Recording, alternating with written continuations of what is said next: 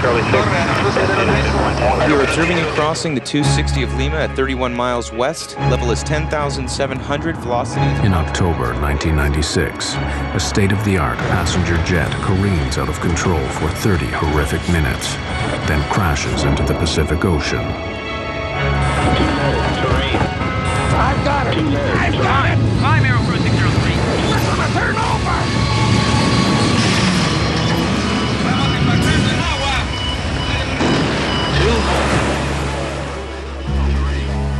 At the time, no one understands how this could happen.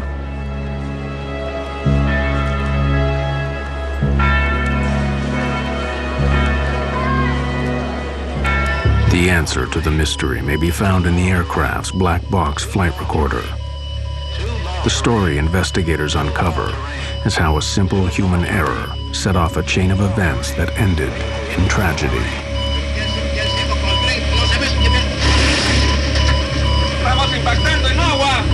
2 cents of American money brought down a $75 million aircraft and killed 70 people. This kind of a problem that they faced that night was probably one of 10 over the last 20 or 30 years. You never lose hope immediately. You know, it takes time for you to get to that point that you will accept the fact that there's no people that got out of their life. We're gonna turn over!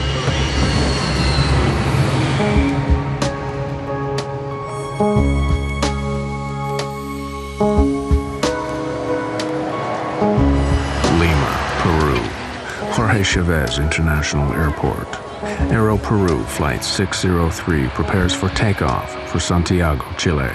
The plane is a 4-year-old Boeing 757, a state-of-the-art passenger carrier known for its reliability and safety.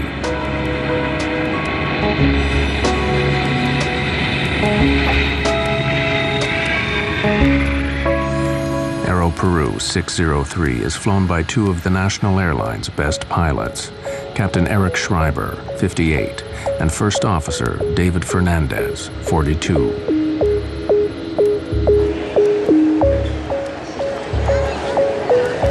61 passengers and 9 crew members are aboard.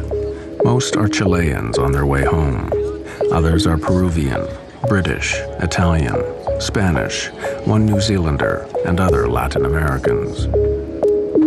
Among them are the brother-in-law and a close friend of Mexican businessman Monas Albert. Our companies do business in South America. We export. And every so often we will go to see our clients. And on this trip, Kenny and Abraham went to see some clients in Peru and Chile. I had a very good relationship with both of them. With my brother-in-law, of course, we were like brothers. I love the guy. He married my only sister. So we had a great relationship.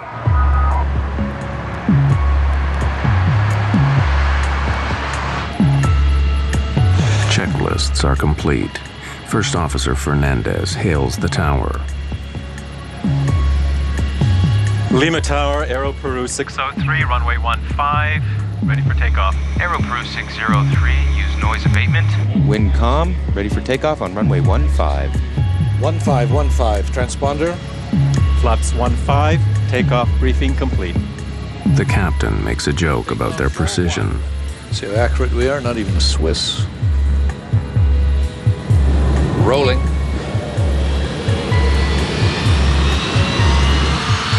The Aeroperú 757 is among a new generation of computer-controlled aircraft in which pilots are trained to rely on a central data system designed to reduce errors, both mechanical and human. On takeoff, the 757 performs perfectly. 80 knots. Check. V1, rotate. V2.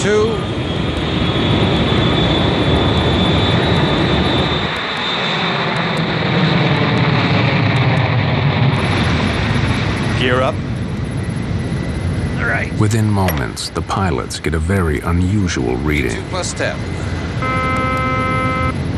The altimeters are stuck.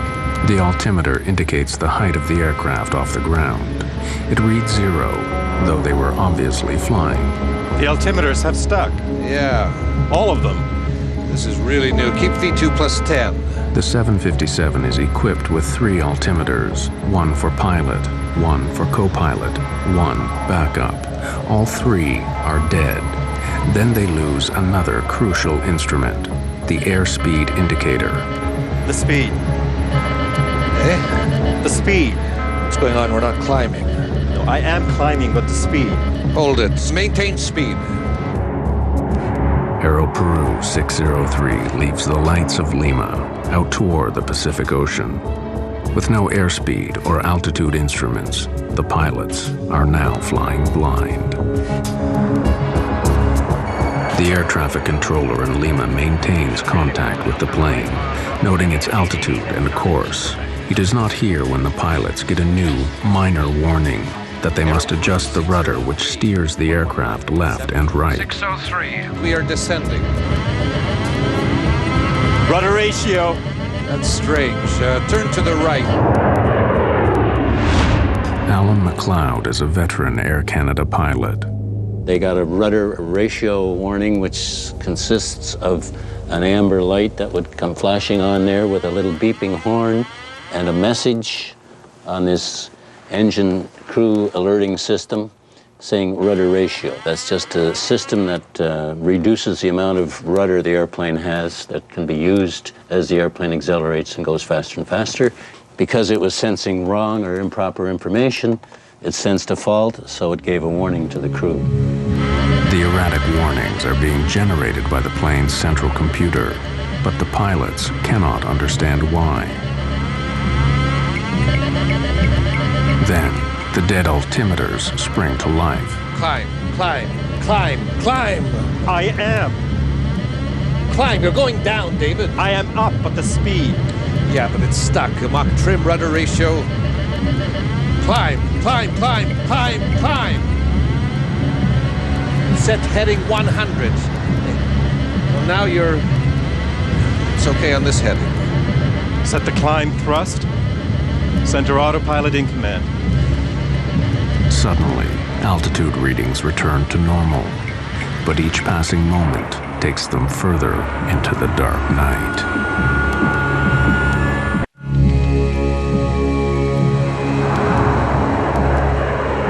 Captain Schreiber tries to engage the autopilot to give them time to think. There is no command. The autopilot requires identical data from 2 of the aircraft's 3 flight control computers. But Schreiber's instrument readings are so different from those of Fernandez, the autopilot disengages.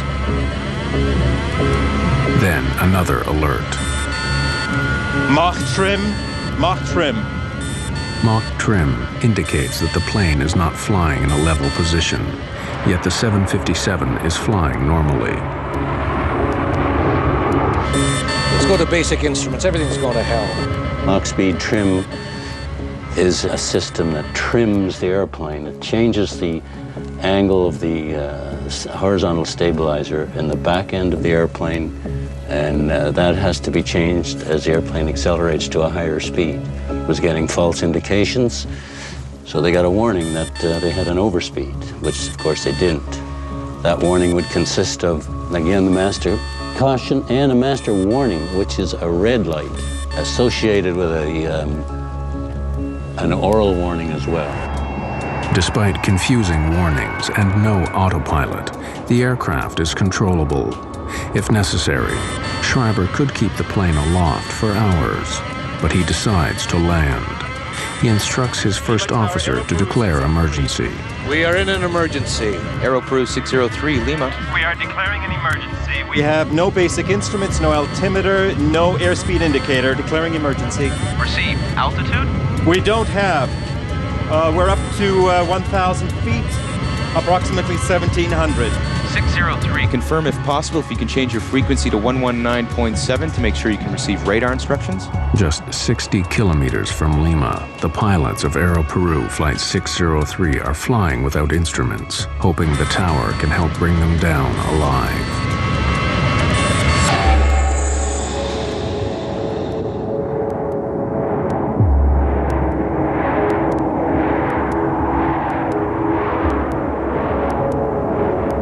Lima, 603. Aeroperú 603, Lima. We request vectors for ILS. Runway They 15. seek the runway with the help of a guidance transmitter called the Instrument Landing System, or ILS. The ILS provides information on their course, while altitude information comes from the aircraft's transponder. Affirmative. Maintain present altitude. What level do we have? We have 4,000 feet. Can you confirm for us? Correct. Maintain 4,000. Schreiber and Fernandez have never experienced nor been trained for this emergency. Auto throttle disconnect. Really, we don't have any control. We don't have any control, not even the basics. Let's see. Check everything. The airplane was controllable, but you first have to diagnose what's wrong. And it's very easy from 20/20 hindsight, sitting here in a chair on a nice sunny day, to say, this is what he should have done. But in the cold, dark night with bells and whistles going off, it's very difficult to analyze conflicting information that you're getting. This kind of a problem that they faced that night was probably one of 10 over the last 20 or 30 years that has been similar to this.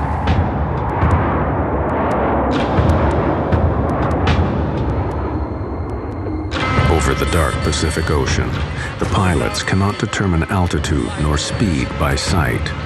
They request that the tower help guide them in. Responding. Airspeed is 0. All speeds. Right. Can you give us the airspeed, please, if you have us on the radar? Yes, affirmative. As of 10 seconds. It seems that you're climbing at level 6,000 at 22 miles south on heading 195. The air traffic controller's computers calculate a correct airspeed by measuring the plane's movement over the ground. Okay, we have that. We are on heading 190, and we have 7,000 feet on the altimeter. Yes, correct. You are now reaching 7,000. But neither the pilots nor the air traffic controller know that the altitude indicated on the scope is incorrect. It is coming from the plane's erratic computer. The traffic controller would try to help the pilot, but he was receiving the wrong information on altitude. He was receiving a wrong indication from the captain's altimeter. The reason the air traffic control system was transmitting improper altitude readout information to the airplane was because the airplane's altimeter, through the air data computer, would send the indicated altitude that the airplane was experiencing down to the radar unit, and of course it was incorrect, and they would read it off their readout down in the air traffic control center and transmit it back to the pilots, and of course it was incorrect because they were getting incorrect information to begin with. Investigators would later discover that Aeroperú 603 was drifting downward, while the altimeters showed them at a near constant 10,000 feet. And the passengers are as yet unaware of the drama unfolding in the cockpit. Avoid large or abrupt radar inputs. If normal left hydraulic system pressure available... 5 minutes after takeoff, Captain Schreiber orders Fernandez to scan the flight manual for some explanation of the warnings. Yes, crosswind. Do not attempt an auto land. In Lima, the air traffic controller continues to guide Aeroperú 603 back to the ground. Aeroperú 603, we are observing you now at level 9,200. What is your heading now? We're heading level 205. Affirmative. You are turning slowly to the right, correct?